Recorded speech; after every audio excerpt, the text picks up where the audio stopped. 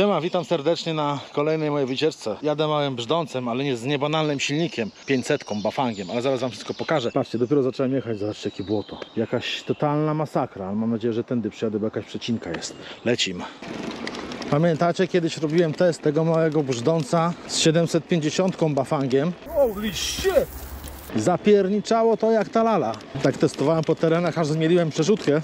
Mojej winy oczywiście. No dobra, ale zaraz stanę, to wam wszystko opowiem. Na razie sobie pośmigajmy. Patrzcie, na jedynce jadę. Pokazuje mi 105 watów w tej chwili. Silniki centralne są lepsze, jeżeli chodzi o teren. Tutaj możemy oprócz mocą silnika sobie właśnie modulować tą mocą poprzez zmianę przełożeń, przerzutki. Ja cię pierniczę, patrzcie jaka droga. Nie no, muszę przejść bokiem, że jakaś masakra jest. Nawet mój mały Bafang 500 nie da rady tędy przejechać. No nic, trudno. Mam nadzieję, że tak nie będzie dookoła jeziora cały czas. No to witam was ponownie już oficjalnie w miejscu dogodnym. Zobaczcie, dzisiaj jeżdżę tą oto maszynką. Znacie tę maszynkę, to jest to chiński Weiskral, składak 20-calowy, ale jak możecie zobaczyć, wyposażony w tej chwili jest w silnik Bafang 500. Dodatkowo tu jest silnik 350, ten, na którym cały czas go ujeżdżałem. I jak możecie zobaczyć, instalacja jest tutaj podwójna. Tutaj wisi czujnik PAS z tej 350. Tutaj wyświetlacz jest 350. Dwie manetki. Marcin, coś ty kurde zrobił. Po co ci to? A już wam wyjaśniam. Teraz po prostu sobie tak jadę dookoła jeziora i nie patrzcie na te dwa silniki, bo to jest mój eksperyment, który zobaczymy, albo już zobaczyliście w oddzielnym filmie. To jest wstęp do moich takich eksperymentów, słuchajcie, dla zabawy, po prostu dla zabawy, żeby sprawdzić rowery dwusilnikowe. W tej chwili właśnie to będzie dwusilnikowiec, 500 centralna i 350 z tyłu. Będziemy go testować w innym odcinku. Docelowo oczywiście zostanie to tylko 500. Te kable będą pochowane, nie będzie takich wiszących czujników i te sprawy. Nie hejtujcie, że to wygląda jak gówno, jak ulep, bo to jest ulep w tej chwili. Zawsze był ulepem, ale teraz wygląda to totalny ulep. Tak ma być po prostu, mówię, to jest do eksperymentu, do mojego projektu. Druga sprawa, dlaczego też zostawiłem ten silnik 350, no dlatego, że słuchajcie, mam tutaj hamulec tarczowy mechaniczny, a nie mam w domu żadnego koła z piastą pod tarczówkę. Musiałbym kupić, bo ciężko znaleźć mi jest koło już 20-calowe z piastą pod hamulec tarczowych. No po prostu tego nie ma, a jak jej znalazłem, to już ceny są po prostu kosmiczne. Docelowo tutaj chcę zastosować piastę wielobiegową 7 Nexusa, bo znalazłem sobie już nawet taką właśnie z mocowaniem pod tarczę. Dopóki tego nie kupię, a nie wiem kiedy kupię, no nie wiem jak mi z finansami to pozwoli, będzie siedział tutaj po prostu ten silnik.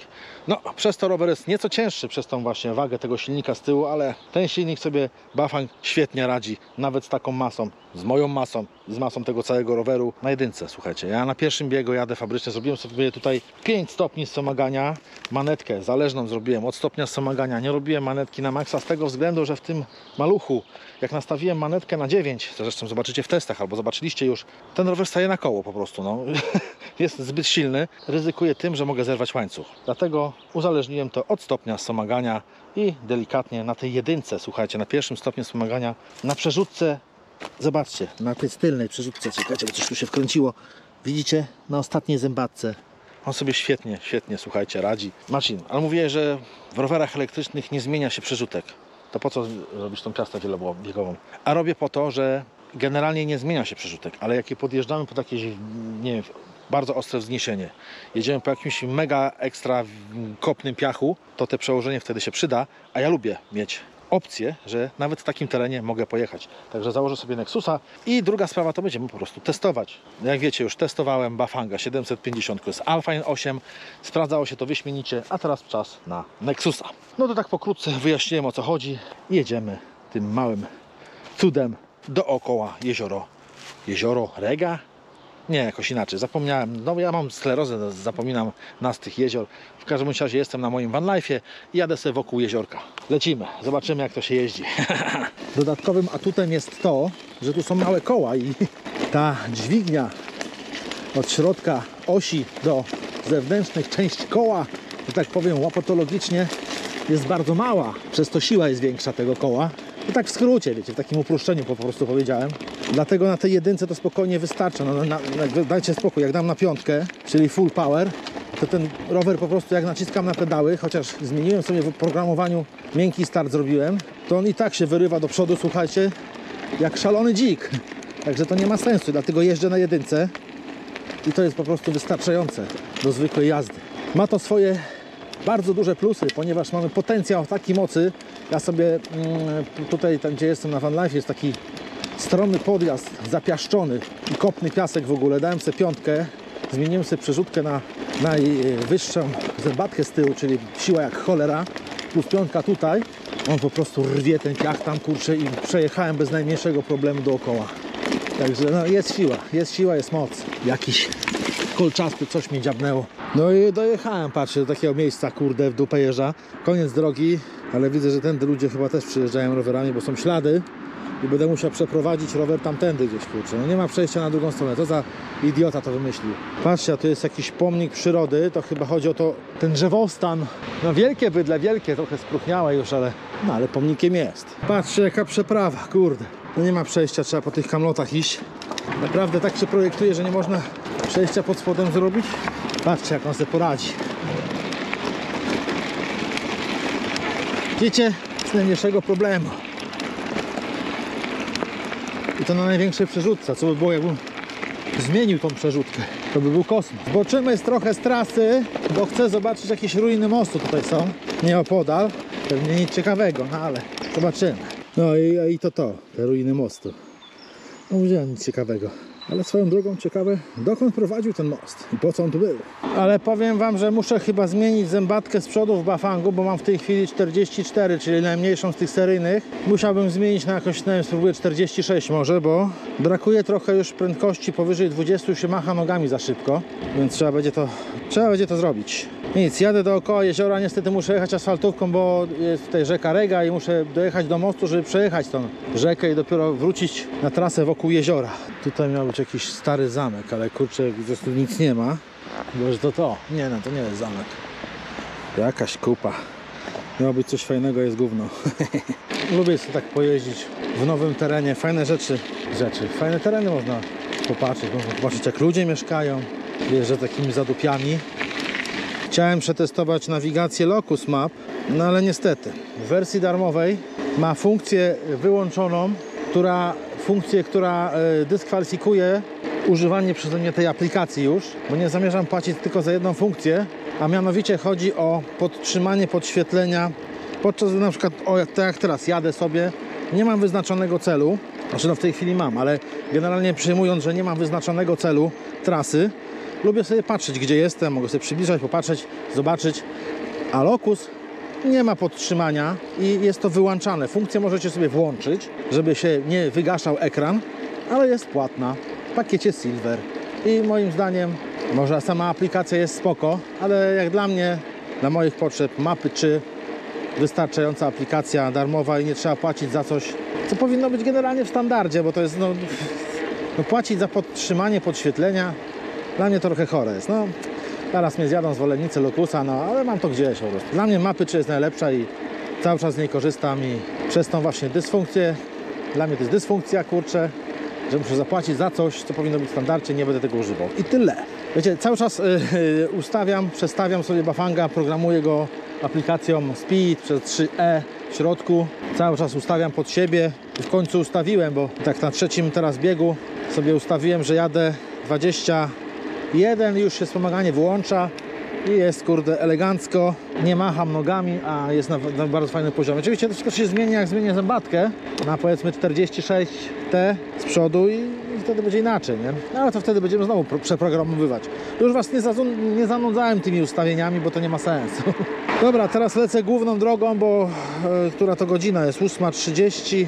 Chcę trochę nadgonić czasu, jeszcze tam miejscowość jest po drodze, chcę tam zajechać, tam jakieś pole namiotowe jest z drugiej strony tego jeziora, gdzie my jesteśmy, więc zobaczę, czy tam warto podjechać. Znalazłem na mapie taką jakąś plażę, dojazd w miejscowości, już wam powiem, czekajcie, stanę, kurde mi ta tarcza piszczy, Barkowo, Barkowo, 2-3 km stąd, więc ciśniemy, zobaczymy, czy to warte, czy nie warte. Ulubiony bruk, ale da się jechać bokiem. Spoko loko. Kurde, jak mnie te pola jarają, zobaczcie. To jest coś pięknego. No i mamy Barkowo, miejscowość i tutaj jest jakaś taka plażyczka. Nie wiem, czy dzika, czy nie.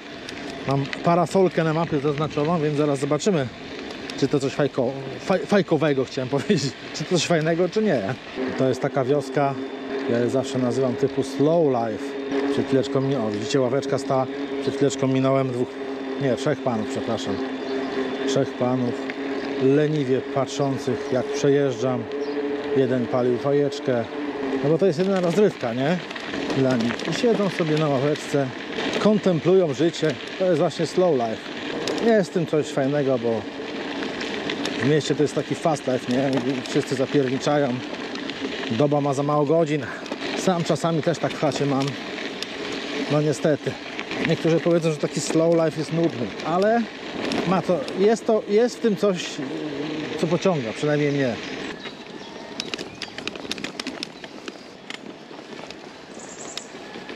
Kurde, śmietnik tam jest. Plażyczka taka, o. Tu nawet by się wykąpał, kurde. No. Muszę zrobić parę fotek. Zobaczymy, czy Jarowi się spodoba. No, można by tu, kurczę, przyjechać na nockę. Tam widzę, śmietnik stoi. Nie wiem, czy to jest plaża miejska, czy co. Nie, może to prywatne jest albo coś. No, ciekawa sprawa. Bardzo ciekawa. Ludzie, gdzie ja jestem? To wszystko jest opuszczone. Tu, tam. Kurde, no masakra. To jest tylko zagospodarowane, ale to... Zobaczymy tutaj. To chyba stare PGR były, tak mi się wydaje. A zobaczcie, jaki pustostan.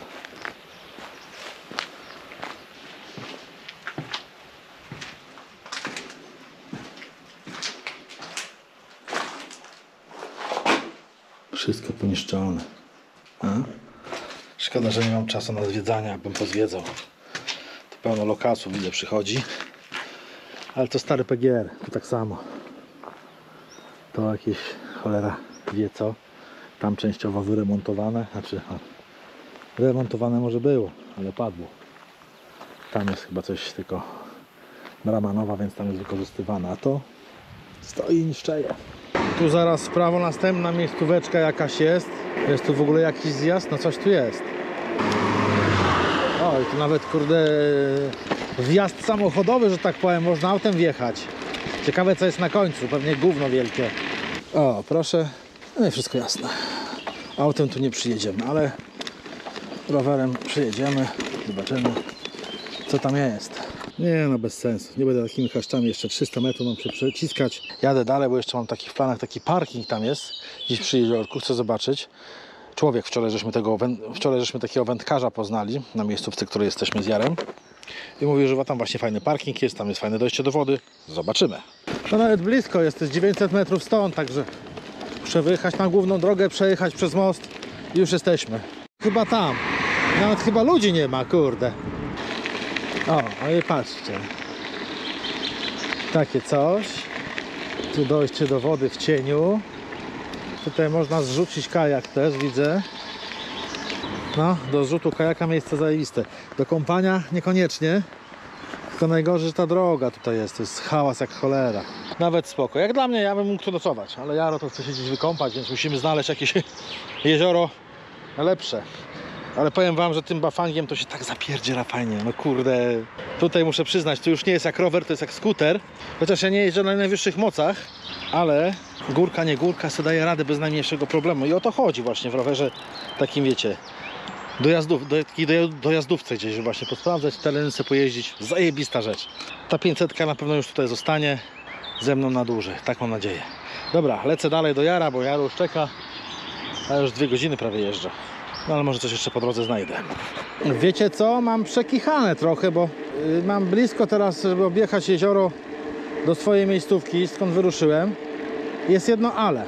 Tam płynie rzeka, Rega. I nie ma przeprawy. Najbliższa przeprawa jest w Gryficach. I jeszcze tutaj zauważyłem, że jest jakaś elektrownia wodna i tam prowadzi szlak pieszy, ale się tam kończy. Nie wiem, może da się tam przejść, zobaczymy. Jeżeli nie, będę musiał wracać tą samą drogą, bo inaczej się tam nie dojdzie. No zobaczymy. Mam złe przeczucia. No tak.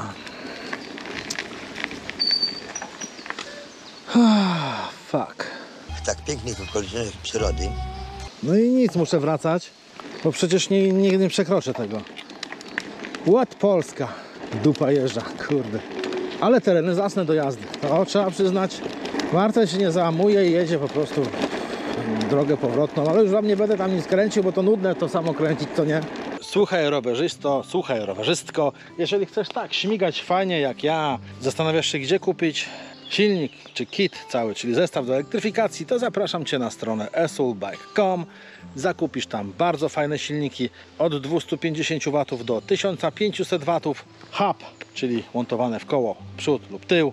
Możesz też kupić bardzo podobny silnik do tego co mam, centralny, tylko innej firmy, TSDZ2 w wersji B. Świetny, bardzo fajny silnik z czujnikiem tensometrycznym. Wszystkie te zestawy kupicie w zajebistych cenach. Mało tego, mam dla Was kod rabatowy, który zmniejszy wartość Waszego koszyka zakupowego o bardzo fajne kwoty. 60 euro, 80 euro, zależy od promocji. Teraz fajna promocja trwa na legalne silniki 250W. Cały zestaw i jak kupicie cały zestaw, wykorzystując mój kod, macie 80 euro rabatu. Słuchajcie, to jest bardzo dużo. Taki event trwa do końca miesiąca tego, także zachęcam do kupna, jeżeli się wahacie, wchodźcie, linki znajdziecie oczywiście w opisie filmu, jak i na mojej stronie marcinmarcin.pl w dziale rabaty, sklep, tam znajdziecie aktualne promocje, wchodźcie, sprawdzajcie, kupujcie i cieszcie się życiem, kurczę, tak jak ja. No i tak jak myślałem, najszybsza droga, no 17 km jeszcze, no to już przejadę, spoko, ale przed Gryficę, muszę jechać do Gryfic i dopiero tam jest most, kurde, no masakra jakaś, no ale trudno, przynajmniej się przyjadę, a tym rowerem się jedzie po prostu kosmicznie. Jakby ktoś, słuchajcie, umiał najeździć na jednym kole, to bez kitu, tutaj można podskoczyć, dać manetę i się jedzie na jednym kole, ale ja nie potrafię, zaraz się wywalę. Patrzcie jak ten dzik zapierdziela. 37. Jeszcze jakby zębatkę zmienił na 46 i tą większą. Mam jeszcze 52 T, ale to już przesada. Tak myślę 46 albo 48. Powiem wam, że te gówno małe, ja już jechałem 40 na godzinę nawet nim, kurde, on bardzo stabilnie jedzie. Bardzo stabilnie. Nie ma, że tam kierownicą lata, no zresztą widzicie.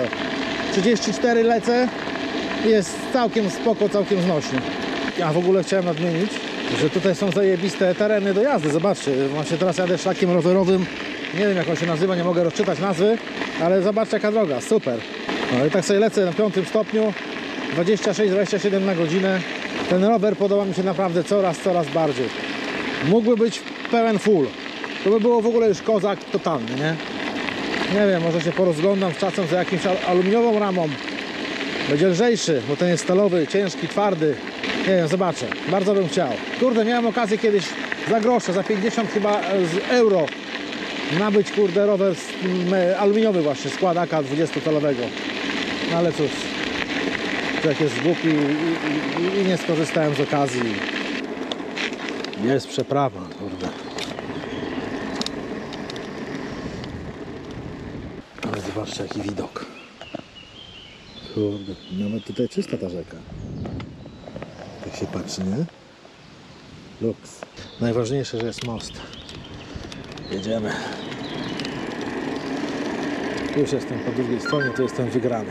Trasa, kurde, jak cię mogę. Zaraz jakieś pokrzywy się wpierdzielą, ale jak zaczyna coraz gorzej. O kurde, ale dziurka. Już dzisiaj się wpierdzieliłem w takie młode pokrzywki. A zapomniałem wam dodać, że mam teraz klamki oryginalne Bafanga, które są w zestawie. One są obydwie z czujnikami, także jak nacisnę hamulec, od razu widzicie tutaj czerwona kropka. Właśnie się straszyłem. Od razu czerwony się hamulec zapala i blokuje mi napęd. Także już teraz nie będę miał takiego wypadku, jak pamiętacie na pomoście, jak byłem nad morzem, co się zacięła manetka, znaczy zacięła, włączył się tempomat po prostu, bo tam jest taka funkcja, jak się przytrzyma gaz dłużej, się tempomat załącza, można to oczywiście wyłączyć, ale ja to miałem załączone. No i a tutaj są dwie klameczki, nadmienię, że one są bardzo dobrej jakości, niż takie kupne, jak kupicie sobie jakieś chińskie, naprawdę fajne, aluminiowe całe, zero tu plastiku jest, widać, że to konkret taki jest, nie? No nie jest to klasa premium, ale są bardzo dobrej jakości, nie? No i mówię, są czujniczki, odcina elegancko. Muszę tutaj jeszcze założyć czujnik odcięcia zmiany przełożeń podczas zmiany. No, to jest taki czujnik. Bardzo dobra opcja, zwłaszcza do przerzutek zewnętrznych, żeby łańcucha nie zerwać, bo Bafang ma tendencję do zerwania łańcucha, jak macie wysokie moc, nawet nie wysoka moc. Kręcicie i macie źle dobrane przerzutki, źle ustawione, że ten łańcuch długo przeskakuje przez zębatki, można zerwać łańcuch. Udało mi się zrobić to kilkukrotnie, także no nie tylko mi, bo na filmach też widziałem. Także warto montować czujnik zmiany przełożeń Bafanga na linkę. On wtedy wyczuwa, kiedy zmieniacie i przerywa zasilanie silnika. Albo jak w motorze, wiecie, jak zmieniacie przerzutkę, kręcicie to delikatnie hamulec, żeby się czujnik zapalił. Wtedy macie odcięcie, zmiana przełożenia, pedałujecie, puszczacie i dalej już jedziecie spoko, nie? No już prawie dojechałem. Oła! Ile mi zostało? 700 metrów. Dojeżdżam do tego pola. Przejechałem 37 km właśnie w tej chwili. Baterii mi zostało 29%, ale ostatnie 10 km ostro na manecie, słuchajcie, popierniczam, bo sprawia mi to niespotykaną frajdę. A zaraz lecę na kajak. Popływam z tym kajakiem. O, rzecz dupy, ale kamienie. Nie rozumiem tych debili, co wysypują te kamienie na drogę. Kurde, patrzcie jak się zapierdziela. Teraz się, Marcin, wypierdzielisz. O. Fajnie się zapierdziela. Bo tak tu się zimno zrobiło, ja pierdzielę.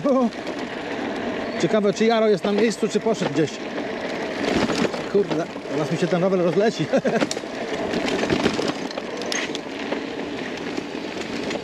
No, może śpi. Śpisz? Możeś poszedł. Tak sobie stacjonujemy. Ten pewnie gdzieś po las. I w tych pięknych okolicznościach przyrody kończymy. A jak kogoś interesuje mój vanlife'owy trip, to zapraszam na kanał Marcel w drodze. Tam zobaczycie więcej vanlife'owych klimatów. To wszystko w tym odcinku. Trzymajcie się i do następnego.